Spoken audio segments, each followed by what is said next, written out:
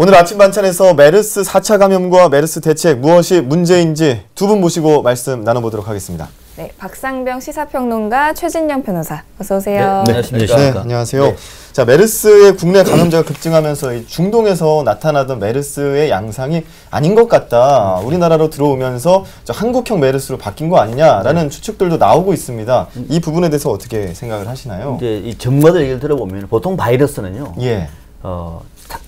때와 장소를 번갈아가면서 상당히 진화를 합니다. 네. 바이러스는 생존하기 위해서 중동 바이러스하고 우리나라 바이러스하고 다르겠지라고 생각을 합니다만은 그러나 전체적인 그 구조, 이 DNA 구조는 큰 차이가 없다 그래요. 거의 비슷합니다. 예. 있는데 다만 이제 한국에 들어오면서 한국의 토양이 있지 않습니까? 중동하고는 다른 환경이라든지 또는 기후라든지 또는 여러 가지 그 우리나라의 어떤 그 환자의 어떤 그 분포라든지 병원의 실태 등등.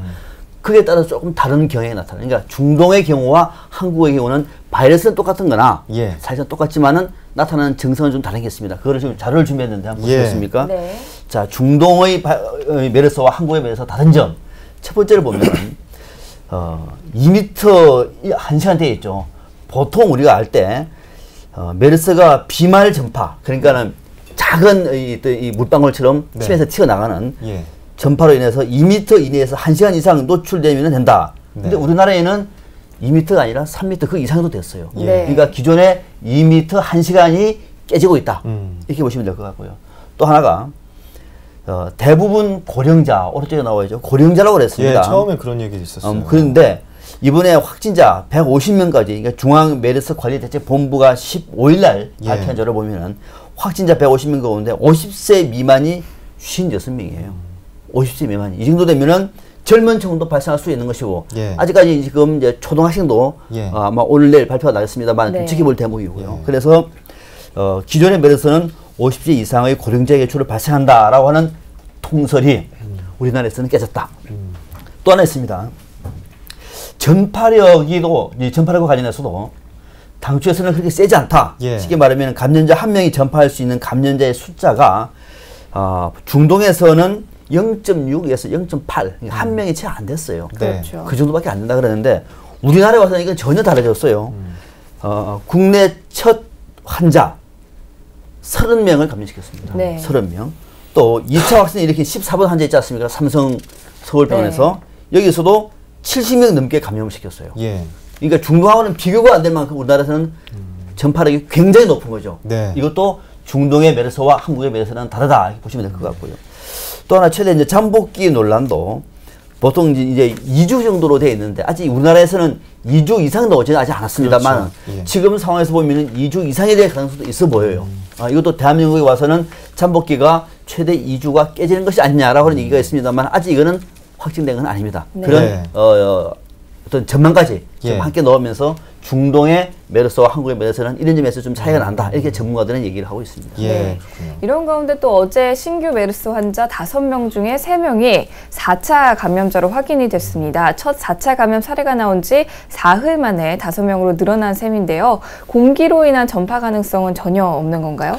네, 이 부분과 관련해서는 아무래도 우리 일반인의 의견보다는 전문가들의 의견이 굉장히 중요하겠죠. 네. 사실 지난 13일 날 정부 세종청사에서 어떤 일이 있었냐면은 한국 WHO 메르스 합동평가단의 기자회견이 있었습니다. 네. 거기서 지금까지 있었던 현재 메르스 확산 사태에 대한 어떤 전반적인 브리핑이 있었는데요. 말씀하신 대로 공기 전파 감염성에 대해서는 어떻게 얘기했냐면 현재로서는 메르스가 공기를 통해서만 전파될 가능성은 배제하고 있다. 이렇게 네. 얘기를 하고 있습니다. 그렇게 그 이유는 뭐냐면은 구체적으로 역학 조사를 해봤을 때 의료시설 내에서 바이러스 전파가 주로 이루어지고 있고 그것이 아닌 지역사회로서의 전파는 아직까지 이루어지는 증거가 없고 실제로 외국에서도 그와 같은 사례가 없다는 점에 비추어서도 예. 아직까지 그러한 점을 걱정할 점은 없다라고 하는데요. 네. 그럼에도 불구하고 또 끝에 약간 말을 붙인 것은 간혹 산발적으로 어떤 지역사회로 전파가 될 가능성이 있지만 그것이 이른바 어떤 조류독감이건 각종 어떤 우리 인플루엔자 그런 것처럼 예. 굉장히 크게 창궐하거나 확산될 가능성은 없다 이렇게 얘기를 하고 있습니다. 그럼에도 불구하고 저희 시민들이나 어떤 정부에서는 어쨌든 확산 방지를 위해서 좀 확실한 어떤 방호벽을 치는 그런 조치가 필요할 것 같습니다. 네. 전문가들이 이런 얘기를 하더라고요. 만약에 공기 감염이 된다고 얘기하면 예. 대한민국에 감염자가 몇 명 나왔겠느냐. 아마 수천 명, 수만 명. 네. 수십만 명, 뭐 이렇게 그 정도는 아니니까. 그렇습니다. 실질적으로 지난번에 그 신종플루 같은 경우에는 아마 제가 알기로는 한 70만 명 이렇게 하는데 그런 거하고는 사실은 전혀 관계가 없습니다. 그렇기 때문에 그런 점에서 어떤 이것들이 좀 부풀려진 점이 있고 그런 부분에 있어가지고 좀 지나치게 국민들이 위축되거나 할 필요는 없다는 것이 어떤 전문가의 어떤 해석이 아닌가 싶습니다. 병원 밖에서 감염됐다 그래서 지역사회 감염은 아니다. 예. 네. 네. 국민들도 그렇게 믿고 싶죠. 예, 그렇죠. 그리고 앞으로도 그렇게 뭐 그런 부분에 대해서 공포심이 있지 않도록 조금 더 그 정부 당국에서 확실한 뭔가 대책을 내놓으면 좋겠는데 그 중에서 먼저 그 삼성 서울병원 같은 경우에 어떻게 보면은 그 메르스의 진원지처럼 돼버렸어요. 네. 그런데 이 문제가 그동안 여기서 조치를 어떻게 했길래 도대체 삼성 서울병원 다녀온 사람들이 이렇게 많이 메르스에 걸렸느냐 하는 건데 어떤 게 문제였나요? 제일 아쉬운 데 뭐 삼성 서울병원에서만 초기에 대응을 잘 했으면은 네. 문제가 이렇게 안 커지죠. 네. 이거 외국 관광객이 들어왔다가 나가고 또 들어오려 그러다가 취소하고 또 국내 관광 또는 국내 이 경기도 썰렁한 이 정도까지는 안 했겠죠. 예. 거기서부터 잘못된 겁니다. 물론 그 원인은 저는 정부가 잘못했다고 봅니다. 네. 정부가 쉬쉬하면서 정보 공개를 하지 않는 바람에 이렇게 된 건데 제일 아쉬웠던 데 뭐 이겁니다. 14번 환자. 여기서 대량 넣었습니다. 14번 환자. 예. 5월 27일 날 이제 응급실을 방문하자마자 그때 삼성 병원에서는 관련되어 있는 질문지를 했습니다. 그때는 예. 이미 첫 확진자가 나왔기 때문에 네. 그때 NS95 마스크를 적용해 놓고 했는데 그때만 하더라도 이 사람이 마스크만 적용했지 설마 메르스까지는 안 본 거예요. 네. 근데 이 사람은 이 마스크를 벗고 CCTV에 넣었잖아. 여기저기 막 다니는 모습이 넣었습니다. 네. 여기서부터 대량 유포돼 버는 거예요. 여기서 이따가 1차적인 실수. 예. 14번 환자를 초기에 막지 못했다. 알지 못했다는 첫 번째. 두 번째는 뭐냐면은 이 14번 환자와 같이 응급실에서 잠시 있었던 35번 환자, 의사죠. 네. 의사도 감염되지 않았습니다. 네. 이 의사도 최근에 박원순 시장하고 그 논란의 그 당사자입니다. 네. 5월 28일, 29일 날 미열이 있었다고 얘기했습니다만은 그것도 모르고 29일, 30일 날 재건축총회 재건축 총회도 가고 뭐 시보전 참석을 했습니다. 네. 다행히 거기서는 일단 여기서 확진자가 나오진 않았습니다. 없습니다만은 여기와 관련돼서도 당초 만약에 삼성병원에서 정보를 제공했으면은 이렇게 크게 난리 필 필요도 없는 네. 거죠. 예.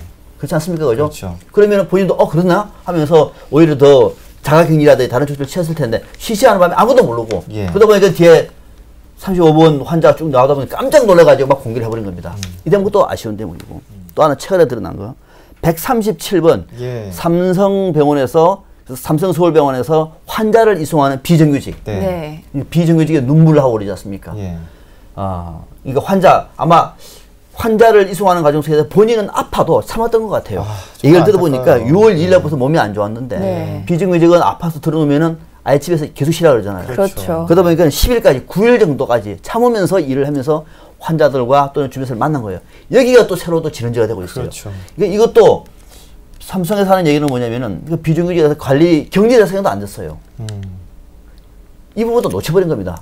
삼성병원 원장이요. 네. 감염내과 전공이에요. 네. 근데 여기는 놓쳐버린 겁니다. 그러다 보니까 또 여기서 또 3차 환자가 많이 나왔어요. 이게 예. 크게 보면은 세 가지 정도를 놓쳤는데, 놓쳐서는 안 될 대목이거든요. 어쩔 수 없는 거는 저는 14번은 이해를 할 수 있어요. 예. 정부가 쉬셨다고 그러니까.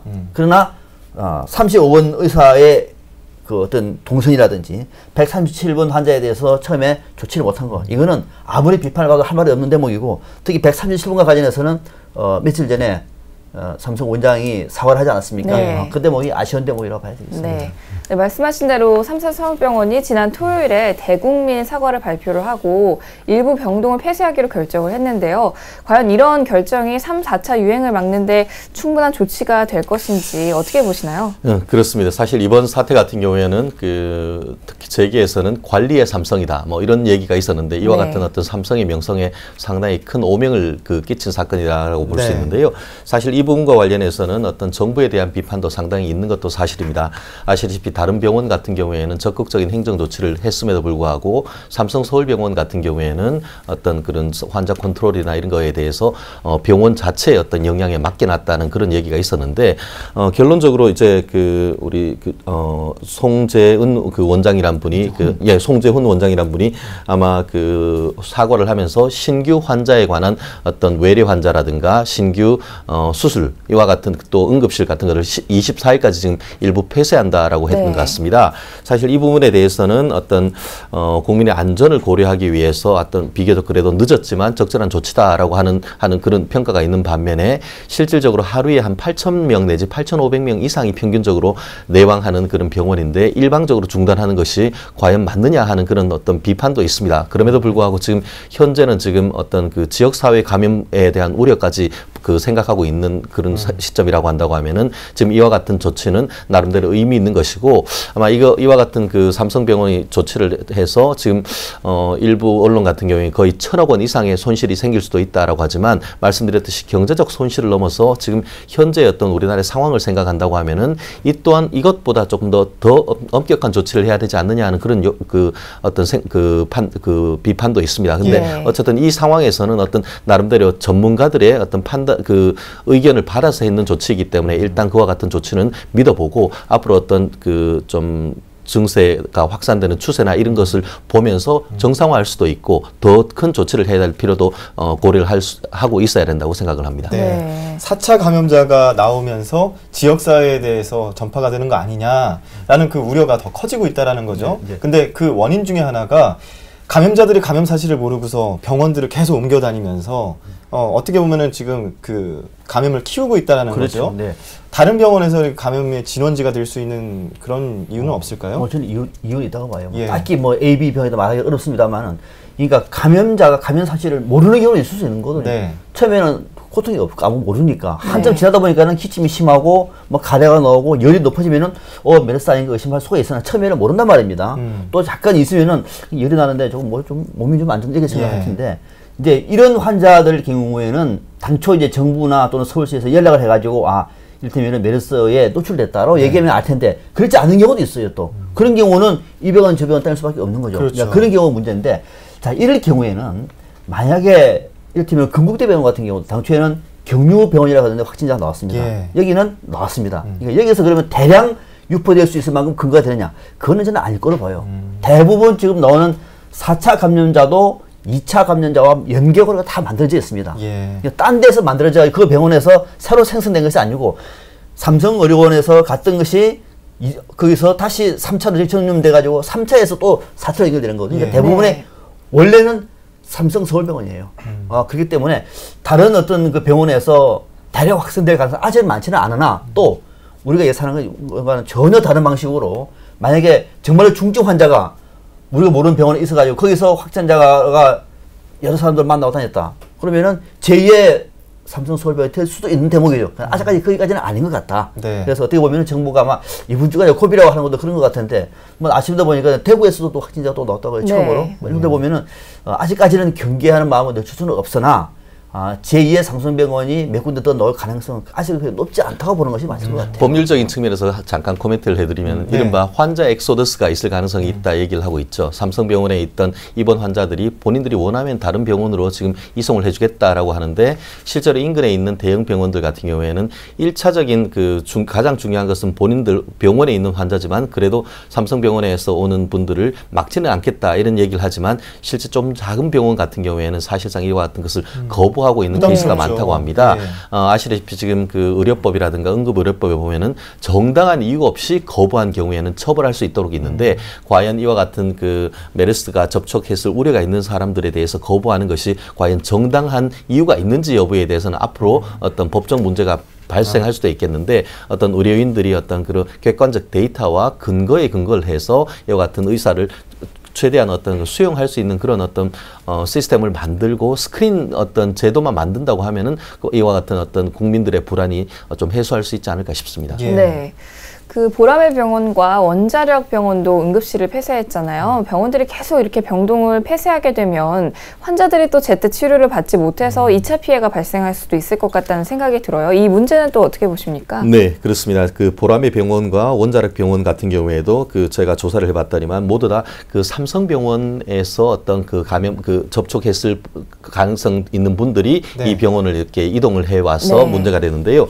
보라매 병원 같은 경우에는 좀 전에 우리 박사님 말씀하신 대로 삼성병원 그 이송했던 그 요원이 본인의 아들의 어떤 외상 치료를 위해서 잠깐 들렀고 그와 같은 것을 아마 내부적인 CCTV를 통해서 밀접 접촉했던 한 14명 정도에 대해서 이제 자가격리 조치를 한 다음에 네. 잠정 폐쇄를 했었고 지금 그 원자력 병원 같은 경우에는 여기가 사실은 암치료 전문 병원이죠. 예. 그래서 삼성의료원에서 암 환자분이 이 원자력 병원에 갔던 것 같은데 좀 전에 그 제가 속보를 봤더니만 오늘 지금 딱 이 시간이죠. 오늘 예. 16일 오전 8시를 기해 가지고 이 그 적어도 원자력 그 병원의 응급실 폐쇄는 해제를 했다고 합니다. 네. 아마 그 다녀간 분이 음성으로 확정이 된 것 같은데 그나마 그 부분은 다행이고 말씀하셨듯이 폐쇄를 하는 것이 어떤 안전을 위한 조치가 될 수 있지만 거꾸로 했을 때 치료를 받아야 되는 분들은 치료를 못하게 되는 그런 문제점이 있기 때문에 그와 같은 것에 대한 대안이 어떻게 있느냐 이 부분이 문제인데 네. 어떻게 보면 이제 서울시건 아니면은 어떤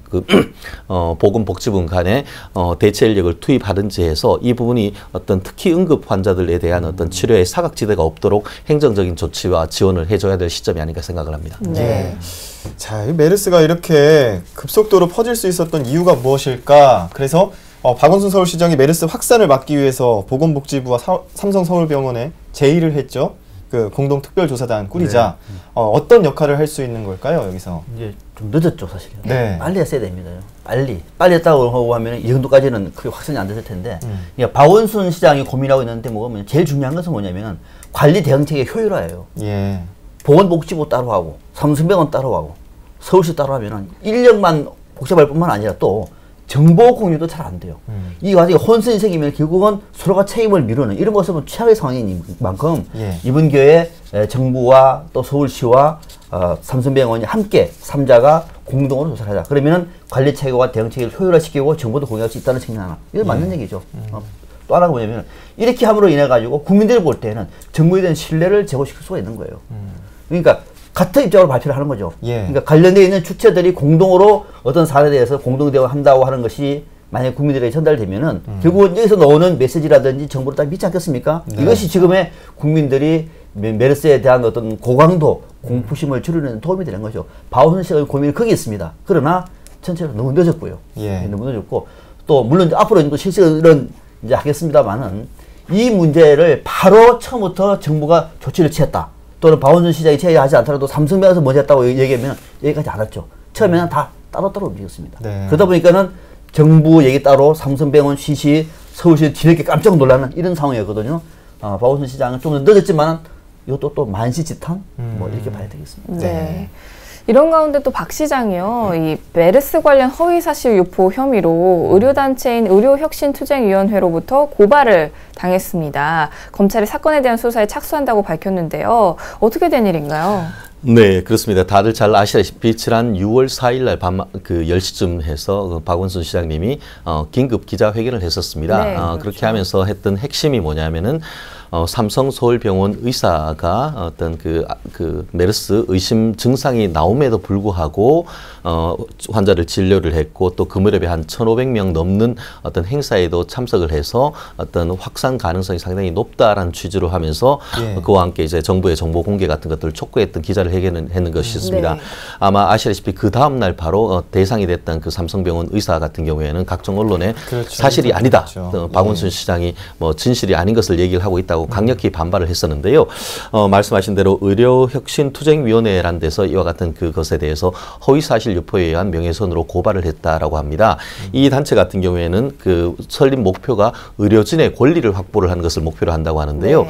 아마 지금 그 어제 같은 경우에 이제 서울중앙지검에서 명예훼손에 관한 어떤 전담 부서에서 이 사건을 이제 배당을 해서 수사에 착수한다라는 보도가 나왔는데요. 네. 이 부분과 관련해 가지고는 뭐 특히 바로 지금 서울시 의회 특히 야당 측 같은 경우에는 굉장히 이와 같은 조치에 반발을 하고 났었습니다. 네. 뭐 어떤 고소 고발에 대해서 뭐 정치적인 색은 빼고 법률적인 것에서 본다고 하면은 허위 사실에 의한 명예훼손이란 것은 어떤 이른바 반의사불벌죄라고 해서 피해자가 적극적으로 고소를 안 한다 하더라도 수사를 할 수가 있습니다. 그렇다 보니까 이와 같은 고소 사건을 수사하는 것 자체에서는 문제는 없습니다.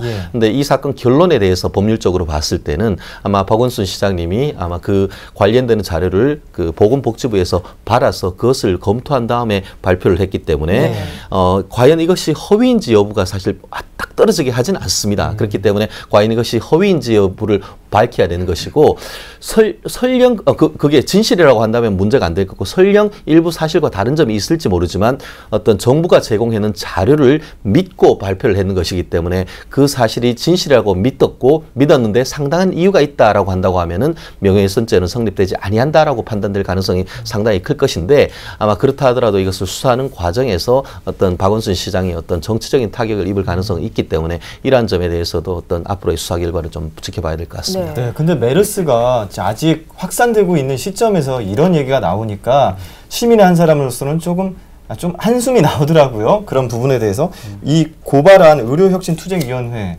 언제 생긴 단체인가요? 최근에 생긴 단체. 네, 사실 지금 제가 확인을 해봤더니만 이 부분이 이제 최근에 한마디로 발족식을 하기도 전에 고발을 먼저 하고 그러고 나서 발족식을 했다라는 거기 때문에 이와 같은 고발을 목적으로 어떤 급조된 단체가 아닌가 하는 그런 비판도 나오는데 물론 그 부분에 대해서는 앞으로 이제 조금 더 지켜봐야 되긴 하겠습니다만 특히 이제 이 설립하는 대표가 상당히 보수적인 어떤 성향을 가진 의사 선생님이었다는 그런 보도도 나오고 있는데 말씀드렸듯이 의료인을 본인들로서는 어떤 이와 같은 걸로 해서 의료인의 어떤 자존심이라든가 어떤 그런 본인들의 어떤 명성이 손상됐다는 취지에서 자기들의 권리를 보호한다는 차원에서는 이해할 수 있지만 말씀드렸듯이 지금 앞에서 정말 최전선에서 이렇게 메르스와 싸우고 있는데 뒤에서 어떤 형사 고소 고발이 있다는 점에 대해서는 상당히 저 또한 안타깝고 유감스럽습니다. 네, 또 한쪽에서는 또 더 안타까운 이야기들이 나오고 있어요. 메르스 관련해서 지원안이 발표되면서 이를 악용한 보이스피싱 사례들이 나오고 있다고 그러는데 어떤 내용인가요? 이번에 처음 알았는데요. 좀 주의를 좀 하셔야 되겠습니다. 보건복지부 중앙 메르스 관리 대책본부가 당부하는 내용입니다. 내용이 이런 겁니다. 최근에 이제 메르스 핫라인 109번 거죠. 109번을 통해서 여기가 보건당국입니다. 이렇게 사칭을 하면서 환자 지원금을 제공하겠다. 그러니 관련해 가지고 어디 가가지고 이를테면 선물 얼마로 좀 내시라. 그러면 200만 원 주겠다. 이런 식으로 한다고 그러는 거예요. 그래서 이런 사례가 있으니까 이거는 거짓말이다라고 하는 것을 지금 정부가 당부하고 있습니다. 관할 보건소는 메르스 접촉자 등 관리 대상에 대해서만 개별적인 연락을 취하고 있고 지원금과 관련해서는 개별적인 연락은 안 한다 그럽니다. 전화해가지고 이게 본부인데요. 지원금 500만 원 나갈 텐데 100만 원 먼저 입금하시. 이런 거는 전부 다 거짓말한 얘기고요. 또 치료비는 비급여 항목과 건강보험 본인 부담금 전액을 국고에서 지원합니다. 환자가 부담하지 않습니다. 환자가 100만 원 부담할 텐데 50만 원만 부담할 테니까 10만 원 보내라. 이것도 거짓말입니다. 또 하나가 확진자 및 격리 대상자들에 대해서는 보건복지 콜센터 그러니까 129에서 신청을 받아서 긴급 생계비를 지원하고 개별 안내는 하지 않습니다. 그런데 이것을 개별 안내인 것처럼 얘기하는 것도 보이스피싱이라고 얘기합니다. 그래서 철저하게 이런 것과 관련해서 만약에 전화가 오면은 바로 대응하지 마시고 확인하고 난 다음에 대응을 하는 것이 낫고 특히 돈과 관련해서는 개별적으로 통보해가지고 돈을 얼마나 줄 테니 얼마나 내라 이런 얘기는 거의 없다고 얘기하니까 자칫하면 넘어갑니다. 좀 경각심을 가져야 되겠습니다. 제 관련해서 카카오톡에 보면 받았습니까?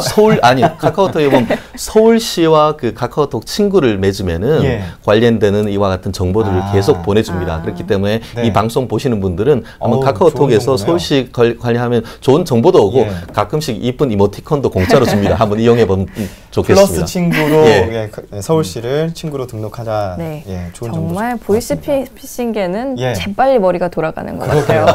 네, 메르스에 대한 불안감으로 보건당국의 검사 요청도 또 쇄도하고 있는데요. 일부는 빨리 검사를 받으려고 허위 내용까지 신고하는 일까지 발생하고 있다고 합니다. 허위 신고를 할 경우에 어떤 형사 처벌을 받게 될까요? 네, 그렇습니다. 단순히 이게 빨리 그 어떤 조사를 받으려고 했다는 건 그나마 괜찮습니다. 근데 최근에 봤더니 정말 황당한 일들이 굉장히 많은데요. 어제 같은 경우에는 천안의 한 나이트클럽에서 여자친구가 고열과 복통으로 해서 어떤 메르스 증상이 있다라고 해서 실제로 경찰하고 보건소 직원들이 다 방호복 입고 출동을 했는데 나중에 알고 봤더니만 그런 일 없고 한마디로 술 먹고 장난전화했던 그런 케이스가 있었고 그래서 직결심판에 지금 허위사실 신고로 해서 지금 넘겨졌다고 하고요. 지난 12일 같은 경우에는 전남 그 영광경찰서에서 어떤 일이 있었냐 하면은 서울 그 여의도 성모병원에 아버지 어떤 그 문병을 갖다가 왔는데 발열 증상이 있다라고 해서 허위 신고를 했다고 합니다. 그렇게 해서 실제로 위계에 의한 공무집행 방해로 구속영장까지 청구를 했다고 하는데요. 정말 이런 같은 일이 절대 있어서는 안 되고 사실 우리가 만우절에 장난전화하는 것은 우리가 경범죄처벌법으로 해서 한 5만 원 정도 허위 신고로 즉결 심판을 받지만 지금 이와 같은 상황 속에서 그와 같은 허위 신고를 한다고 하는 것은 그 허위 사실을 유포하거나 어떻게 보면 위계에 의해서 공무집행을 방해하는 것이기 때문에 현재 형법 같은 경우에는 이 경우에 5년의 징역 또는 1,000만 원 이하의 벌금에 처해질 수 있습니다. 그렇기 때문에 지금 성숙한 시민의식이 필요한 시점에서 처벌받는 것은 본인이지만 전체적인 피해는 국민과 시민이 보는 거기 때문에 절대 있어서는 안 됩니다. 예, 지금 성숙한 시민의식에 대해서 얘기를 해주셨는데 끝으로 그러면 그 메르스를 이제 잠재우기 위해서 성숙한 시민의식 필요하겠죠. 어떤 것들이 개선돼야 될까요? 저는 제일 중요한 거는요. 본인이 만약에 메르스에 노출됐다고 얘기하면 스스로 자신을 보호하고 또 자신을 보호하면서 다른 사람을 보호하기 위해서 정부의 조치에 순순히 응하는 것이 1차적인 시민으로서의 어떤 성숙한 자세라고 봐요.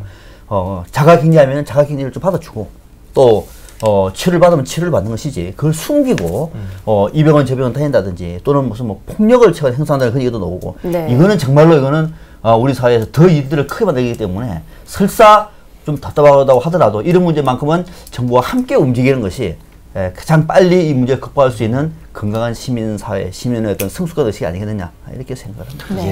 한 말씀만 덧붙인다고 하면은 사실 정부의 늑장 대처와 어떤 비밀주의 이와 같은 것은 비판받아 마땅합니다. 거기에 더불어 어떤 성숙한 시민의식이 뒷받침되지 않는다고 하면은 이와 극복하는 것이 굉장히 어렵지 않습니까? 한마디로 어떤 그 성숙한 시민의식 자체가 어떤 메르스 퇴치의 최후의 보루다 이렇게 생각을 합니다. 뭐 이번 1번, 뭐 14번 몇 번 이런 환자들이 적극적으로 본인이 은폐한 결과 이렇게 굉장히 큰 어떤 확산이 있었는데요. 그 반면에 모범 사례로 보면은 그 전남 순창군에서 한 분이 어떤 감염이 됐는데 마을 전체를 사실상 폐쇄하는 케이스가 있지 않습니까? 상당히 힘들고 특히 최근에 이제 어떤 과외를 수학해야 될 시점에도 불구하고 어려움을 감수하고 그걸 해서 거의 지금 퇴치 단계에 있다라고 합니다. 실제 그래서 지금 뭐 정정석 행정자치부 장관이 내려가서 그 부분들을 위로도 하고 있다고 하는데요. 이와 같은 어떤 안 좋은 케이스도 있지만 어떤 성숙한 시민의식으로 어떤 성공하는 그런 케이스가 있는데 그러한 점에 주목을 할 수가 있고 다른 지역 사회에도 이런 협조 그런 기대하고 있습니다.